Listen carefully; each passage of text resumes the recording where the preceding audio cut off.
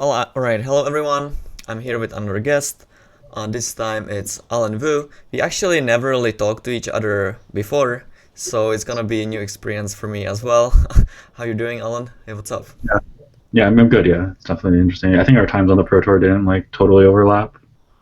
Well, I think, yeah. I did some research online, and it said that you played back in the day, and then you started working for Wizards, and then you kind of came back at like 2017 or something, and then when you came back, you won of course the 25th anniversary of a Pro Tour alongside Ben Hull and Greg Orange.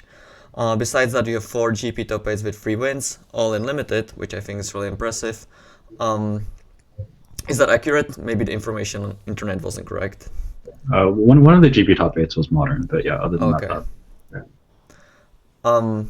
So like the internet said, and you also said it yourself, that we kind of overlapped in during our times when we played.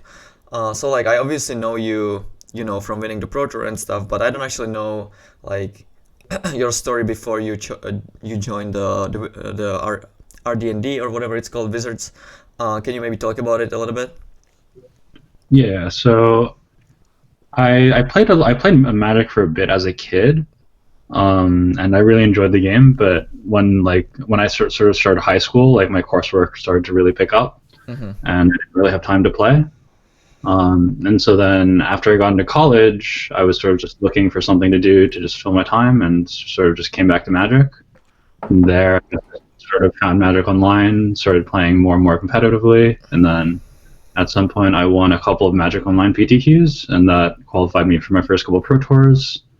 And then I guess like from there, I just sort of had a pretty solid run where I sort of hit silver from those three PT qualifications, and then I sort of won my first GP, and then that sort of yeah, and things sort of chained, and I was on the train for a while, and then I guess around GP Kyoto, or around PT Kyoto, which was Hour of Devastation. Mm-hmm. Um, Sort of one of my friends, Nathan Smith, was interviewing for play design, Was it a Pro and Tour with like Mono Red being the best deck? yeah, it was the one that Paulo won. Paulo won. Yeah, Yeah. I think. Mm-hmm. Yeah. Yeah, and so sort of through Nathan, I met Dan Burdick, and Dan Burdick I guess I caught his eye, and I sort of interviewed for play design. Like during the time, I was doing a master's program in like management research, essentially, Mm-hmm. and so like when Dan Burdick offered me the contractor position at WotC, it seemed like just a really cool opportunity and something that would be interesting to do for a while. So I took a leave of absence from my master's program, and I did that for around, I guess, like 4 or 5 months. Mm-hmm. And then I guess like towards the end, I got like a bit disillusioned with, I guess, the bureaucracy at Wizards of the Coast. So I sort of Before you go ahead with how you came back and stuff, can you maybe like talk about the work a little bit? Because I think a lot of people are interested in how does it work inside of Wizards? Like what were you doing? I think you were part of the play design team, right? So I don't know, how did your like everyday look like? What was going on? Just like talk about it a little bit if you can. yeah, I sort of just concluded that point where it was just like it was like we sort of just like it was just like an iterative process where every meeting we sort of talk, like bring up some cards we wanted to change, bring up some cards we wanted to nerf, Mm-hmm. and then discuss the changes we make, and then sort of we'd collectively come to some sort of consensus about what the right direction, what How the right direction. often were you like wrong about what's going to happen? Because I assume that you have this idea of how the format is going to play out, and based around that you like maybe nerf certain cards or like make certain cards better to like make it more balanced. Did it always play out the way you like kind of intended, or was it most of the time like player just like find something that you didn't really see and it was just like completely different? How did that play out? Um, Yeah, I guess in practice, the decks. So the time period where I was working was like covered essentially the standard format where like black green Carnage Tyrant was sort of the best deck. Or like it was like black green Carnage Tyrant, mono red, mono white, and like mono blue as well. Yeah, it was like after the release of after it was like Ixalan with Dominaria, right after the release of Dominaria, and yeah, I mean there were definitely some cards that were a lot stronger than I expected. Like Runaway Steamkin was a card I didn't think was very strong, but turned out to be one of just the pillars of standard format. Does a 2-mana red guy that gets a counter when you play red spell? Yep, and then you can remove the counters to make mana. Yeah, because I think we also sort of didn't really think Experimental Frenzy was quite as strong as it was. And Mono White was a deck we pretty much entirely had. The Black Green Explore deck was something we sort of looked at, but we were like during testing, like the Isareth the Awakener was a card that like ultimately didn't end up seeing very much play, but was What card is it? It's like a 1/2 black for a 3/3 Death Touch, and like when you attack, you can pay X, and you sort of I'm not sure what the final text of the card was, but essentially you bring back a creature with convert mana cost. Oh, I remember that guy. Yeah. Like that card went through like a whole bunch of changes, and like earlier iterations were much stronger. So like a lot of our black decks in that format were really focused around that card, and that card wound up not. And I guess we probably like nerfed it a bit too much because it wound up one of the stronger decks during that time was also Esper Control, based around like Teferi and stuff like that. Did you also have that deck? We didn't have the Esper deck. Teferi was also a card that I think we collectively. You didn't thought it was that strong as it ended up being. Yeah. The play pattern of just like -3 on itself, so that you could deck your opponent without any other win conditions. Well, that obviously, maybe it should have been written in a way where you couldn't do that, but I don't think that necessarily changes the power of the card that much. It's just that it basically costs 3 mana is what makes it too strong, I think, but maybe that's just my opinion. Yeah. I mean, I think that card would be. I think the fact that it's like a win condition by itself means that like you can build your decks a lot more cleanly. Like it's like one of like the big vulnerability of the control decks in general, right? Is like you have to play these expensive win conditions that don't do anything other than win the game. And like you can draw those cards early, and like then sort of you don't really have the answers to survive into the late game. But like Teferi being a win condition and answer like end a card advantage engine sort of makes it so that you just don't have to play anything else. Yeah. And so your deck's a lot more consistent, a lot more focused. Yeah, like a lot of the control decks we like play tested internally were like mostly blue-black with like Nezahal or whatever, and those were a lot weaker. Yeah, I mean, I think it's like when you're sort of trying to balance sets, because like everything's changing all the time, right? So you can't actually be like, okay, well, this is a card that this is what the format is going to look like. All you can really do is sort of like make sure every card is within, I guess, an acceptable band of power, so that it's unlikely that anything breaks, and if you sort of like keep everything within the same range, and you do it successfully, like everything sort of kind of naturally balances each other. Like if a card's like slightly more powerful than you expect, like there's probably some other card that can like keep it in check. And what's your focus on just constructed, or also on limited, or maybe that's like a different team, or how did it go with limited? No, I mean we did both limited and constructed. Limited sort of we mostly did sort of early in the set's life cycle to sort of like make sure all the commons and uncommons were balanced, and sort of the themes that we wanted to showcase were well presented.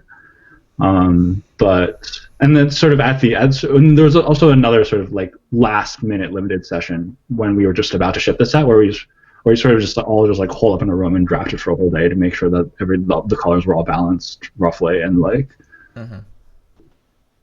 and yeah, but like the primary focus was definitely on constructed. Like we definitely spent some reasonable limited. But so you left Wizards at 2017, if I'm not mistaken, for reasons that maybe aren't that important.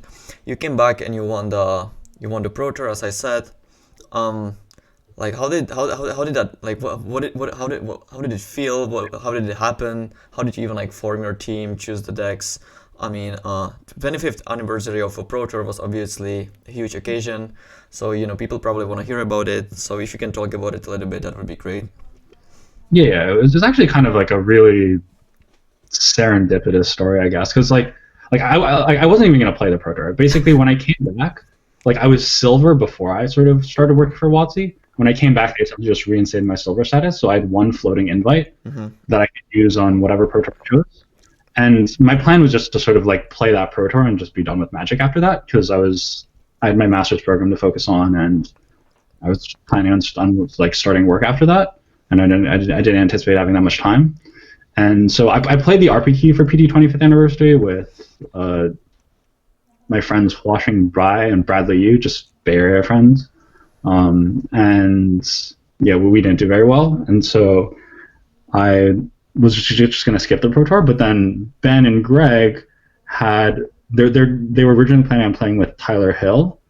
But he sort of, I don't know, I guess wanted to play with another team at the last minute, or one of their friends had to drop out of playing the Pro Tour for some reason. So this sort of just left a hole in their roster, and they asked if I could fill it. And I don't know, because sort of, I guess, like, because the Pro Tour was Legacy, and which was my favorite format, and because they just banned Deathrite Shaman, which was sort of like did you play Dead Shadow Delver? Is that right?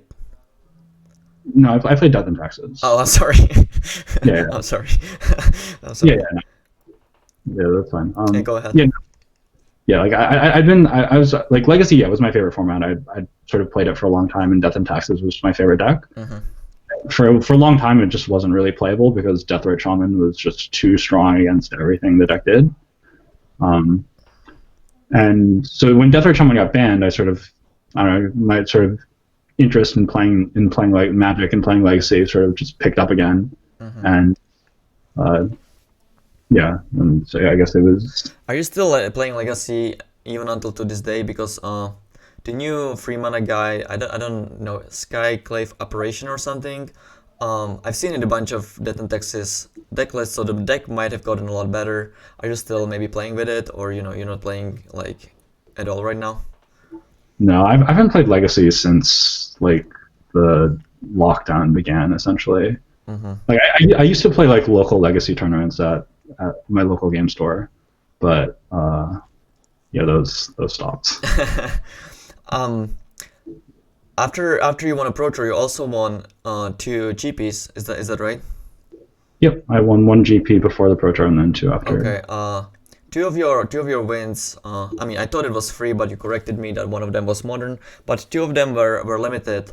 Do you maybe? No. All the wins were limited. Sorry. Oh, okay. Modern. Sorry. Okay, sure. So it would seem that you're like a really strong limited player. Do you think that you're like naturally just way better at limited, or maybe you just got lucky at the limited ones, but you don't necessarily think that? Can you just like talk about constructed and limited in your Magic career a little bit, if you can? Yeah, for sure. I think for a long time, like, my biggest strength in Magic was just my fundamentals. Like, I had a really good understanding of, like, I guess the underlying theory of the game and sort of how cards interacted and like what a good deck looked like. But I sort of wasn't really good at like deck construction, or I wasn't really good at deck selection, I guess. And I wasn't really good at and I often sort of registered decks that were like way too cute, or like, I guess, just not as powerful as the best deck in the format for Pro Tours. Like, for my first Pro Tours, I registered like there was the Pro Tour where like the best decks were like Vehicles and Marvel, and I registered like a black-red like prize. I played black-green mid-range at that tournament, so you weren't the only one playing a bad deck. So yeah. No, I mean, the deck selection is really hard, and it's definitely something that I think almost everyone can improve on. Do you think, as you said, you understand the fundamentals a lot, and that's what makes you win at limited, because it's just like so contextual, and like the actual understanding of Magic is extremely important there. Whereas with constructed, maybe even if you don't understand Magic as much, you can just play infinite games with like one certain deck, and then you're just gonna play it pretty well. Do you maybe think the reasons were that you just like weren't playing as much, but you're just like a smart guy who understands, so like you can win it limited, but it's maybe not enough for constructed?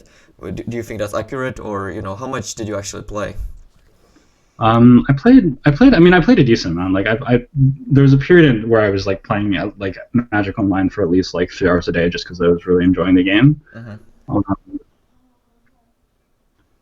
yeah, I think it's more just like so like I feel like in Magic, sort of just every player has a bunch of strengths and weaknesses, right? And sort of those strengths and weaknesses, I guess, like, and like when you say someone's good, you're saying like they have their strengths more than compensate for their weaknesses. And I had like I would say I had a sort of strengths and weaknesses that sort of where like I had some really major weaknesses in constructed that made it so that like my strengths couldn't actually shine through. But in like because like with limited you're just playing with new cards every time, um, those weaknesses didn't really hold me back as much there. Mm-hmm. That makes sense. Um, are you still playing a lot of Magic nowadays? Because we're in a Corona age. There aren't any like real tournaments. Everything is played online. How is it with you and Magic right now? Are you just like maybe playing just a couple of hours every week for fun, or are you like maybe playing like all these arena tournaments on weekends and stuff? What's up with you right now? Yeah, most of the Magic I've been playing recently has just either been the main tournaments or preparing for those tournaments. Mm-hmm. I guess I really haven't really just played for fun in a little while.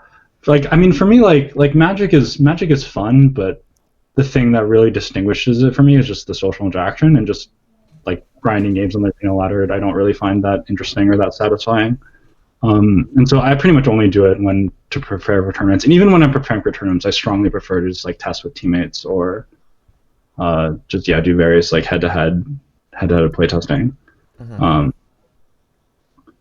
Was that always the case for you? Because like I hear this from a lot of people. They just say, "Well, I'm just playing Magic to prepare for tournaments." But at the beginnings, you obviously have to like really, really like the game because you're not really winning at the beginning, so you just like have to really enjoy it. You play it a lot, and then maybe eventually you get better. So it just like kind of seems weird to me that a lot of people say that they don't actually really enjoy playing that much for fun and stuff. Did it just like change for you over time, or how did that happen?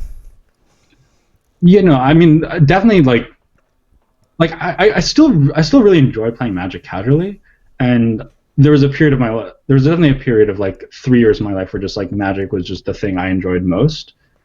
I think it's more just like the better you get at the game, sort of I guess the more stuff you sort of just know is right. Mm-hmm. And so like when you're playing a game, like instead of just like encountering novel situations every turn and sort of just having to figure out what the right play is, you just sort of like, okay, this is 90% the right play, and so it just becomes a lot more mechanical, and you sort of encounter the spots that are truly interesting that sort of make you think and sort of make you and that's like actually like really engage you just less frequently. And so like and when you and sort of and at that point like just playing other games or playing like casual formats just becomes more fun for me. Um, Do you like maybe play like Cube and stuff like that as well? yeah, I actually like started playing like Commander like prior to the lockdown and a little bit at the beginning of it. Like I really enjoy playing like all the weird casual formats like like Commander, Pauper, Cube, Yeah, I'm actually whatever. interested in like hearing more about that because, for example, I did interview with Luis Salvador right before you, and he was talking about Popper that he like really enjoys the format. And it was just like really interesting to hear about because if you talk to like a lot of pros or like really good players, they often just like play standard to like prepare for the next tournament or whatever. But it's nice to hear that you also play EDH and stuff, and I actually don't really know that much about it. Can you just like maybe talk about it a little bit? Are you just like playing random commanders for fun, or just are you trying to be competitive? What is going on with it right now? Just like talk about it a little bit for people who don't know.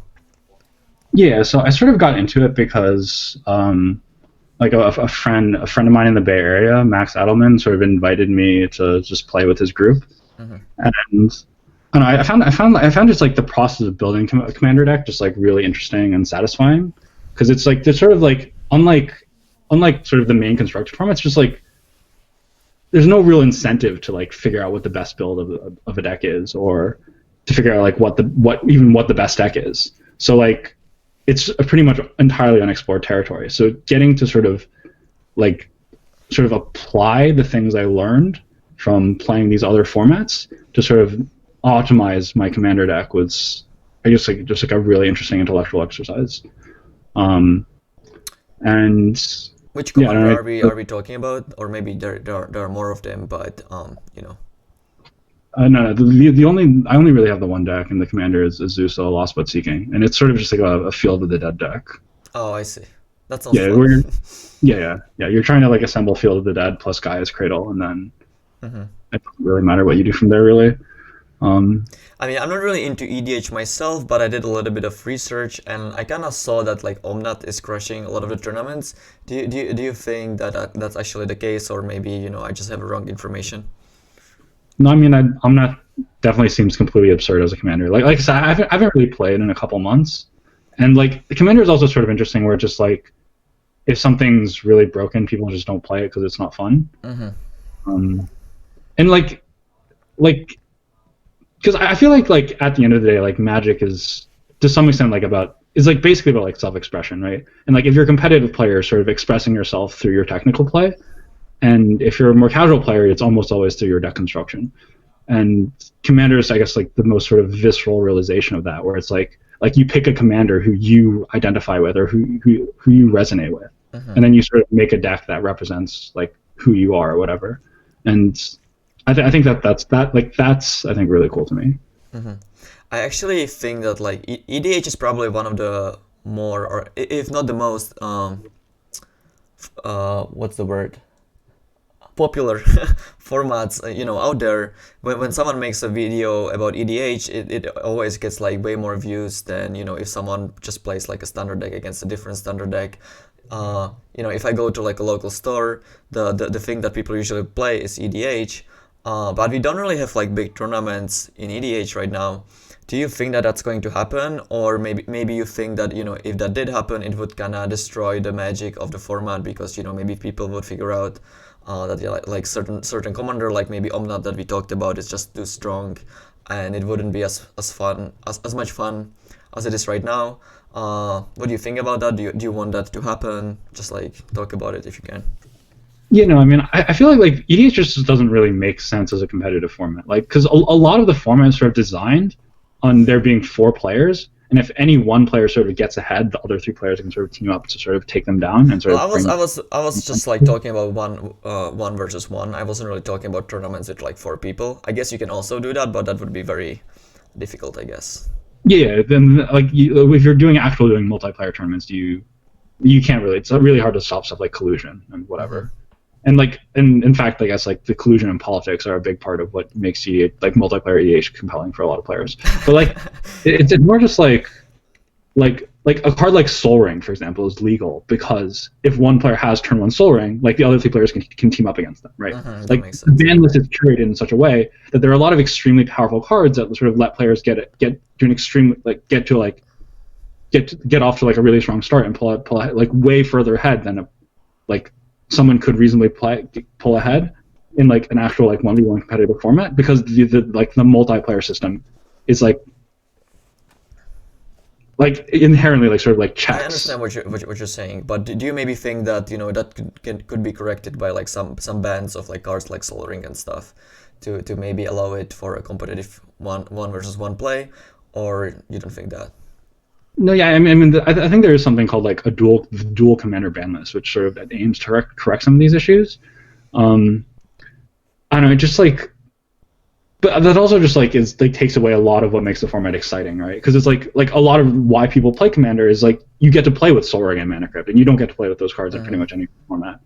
And like I don't know, I feel like the things you would have to do to make Commander a viable competitive format would definitely just make it not very fun. Well, I think you get like the format that we have now with like all the cards being available and stuff, that would still remain, but I just think it would be like really interesting to like have a GP when you just like get to play a commander and you have like a lot of the cards that maybe you normally wouldn't get to play because you can play only one of each. I don't know. I think it would be fun for the viewers as well. I don't know. I mean, I'm asking the questions because I personally would like that to happen, even though I'm not playing the format myself. I think it would be fun, but maybe you don't think that. Yeah. No, I mean it's definitely like a beautiful dream. But when like sort of 1v1 Commander was available on Magic Online, I definitely played a lot of it. But I mean, you can sort of like look to that as an example, right? Like at that format, like like if you sort of queued like at the end of it, like you were just 90% to be playing some sort of mono blue mirror. Like it was to Brawl or to like the Teferi Planeswalker, and it was just like because just like the format's not balanced. Like if you take the whole history of Magic, like blue is just the best color by so much. Yeah. Like Well, you just have to. I think they kind of had this opinion about Legacy as well, and that's why we saw like maybe one Legacy GP a year, and it wasn't really enough to like maybe solve the format or to like make people sick of it. But when that GP happened, it actually had a huge attendance. A lot of people liked it. So I wasn't really thinking that we just switch to Commander being it like every other Pro Tour or whatever. But it would just be nice to like have like one GP a year or something. I think it would be like a lot of fun to a lot of people. And if people want that, I don't really see a reason to not do that. But No, for sure. I mean, I think like having like 1 or 2 Commander GPs would definitely be like totally reasonable. Yeah.